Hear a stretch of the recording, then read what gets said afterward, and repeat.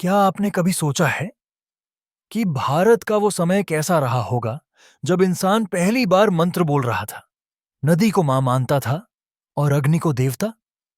आज हम बात करेंगे वैदिक भारत की, एक ऐसे युग की जिसने भारत की पहचान गढ़ी।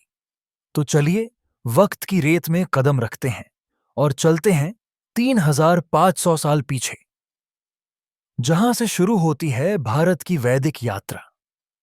एत आर्यों का आगमन। कौन थे ये लोग? सबसे पहले आर्य कौन थे और कहां से आए थे?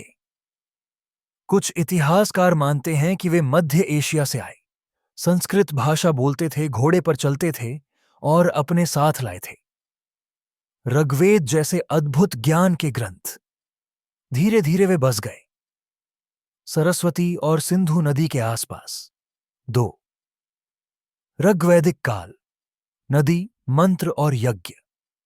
ऋग्वैदिक काल की बात करें 1500 ईसा पूर्व से 1000 ईसा पूर्व, तो ये युग था जब जीवन की धुरी थी नदी, गाय और यज्ञ। लोग खेती करते थे, गाय को धन मानते थे और देवताओं को प्रसन्न करने के लिए यज्ञ करते थे। ऋग्वेद में इंद्र, अग्नि, वरुण जैसे देवताओं की पूजा होती थी। ये सिर्फ पूजा नहीं थी, इन मंत्रों में मौसम, विज्ञान और दर्शन की समझ छिपी थी। 3 उत्तर वैदिक काल। बढ़ती बस्ती, बढ़ता ज्ञान, फिर आता है उत्तर वैदिक काल। 1000 ईसा पूर्व से 600 ईसा पूर्व। अब आर्य आगे बढ़े गंगा यमुना के मैदानों की ओर।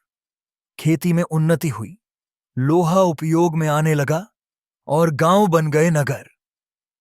यही वो दौर था जब महाजन पद अस्तित्व में आने लगे और धीरे धीरे वर्ण व्यवस्था कठोर होने लगी। 4 शिक्षा और विज्ञान। गुरुकुल की नींव इस समय की शिक्षा होती थी। गुरुकुलों में बिना फीस, गुरु के आश्रम में रहकर विद्यार्थी सीखते थे वेद, गणित, खगोल शास्त्र और नीति, पंचांग, नक्षत्र, संवत्सर, इन सब की गणना की जाती थी। लोग जौ, चावल, दूध और घी खाते थे और पहनते थे बिना सिले कपड़े, जैसे आज की धोती और साड़ी। धर्म और दर्शन। यज्ञ से उपनिषद तक वैदिक धर्म था, कर्मकांड आधारित। हर अवसर पर यज्ञ होते, विवाह, युद्ध, वर्षा, सब कुछ मंत्रों से जुड़ा था।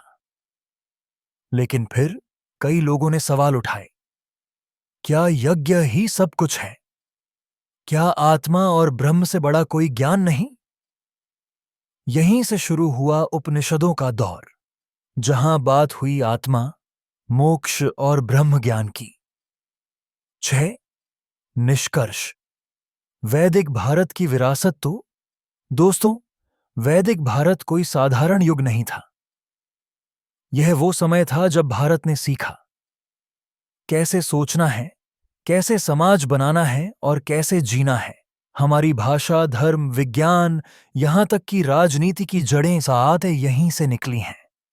अगर आपको ये वैदिक यात्रा अच्छी लगी हो तो वीडियो को लाइक करें, कमेंट में बताएं आपको सबसे दिलचस्प क्या लगा और चैनल को सब्सक्राइब करना न भूलें, क्योंकि हम लाते हैं इतिहास को आसान भाषा और दिलचस्प अंदाज में। मिलते हैं अगले वीडियो में। तब तक सीखते रहिए, सोचते रहिए। जय हिंद।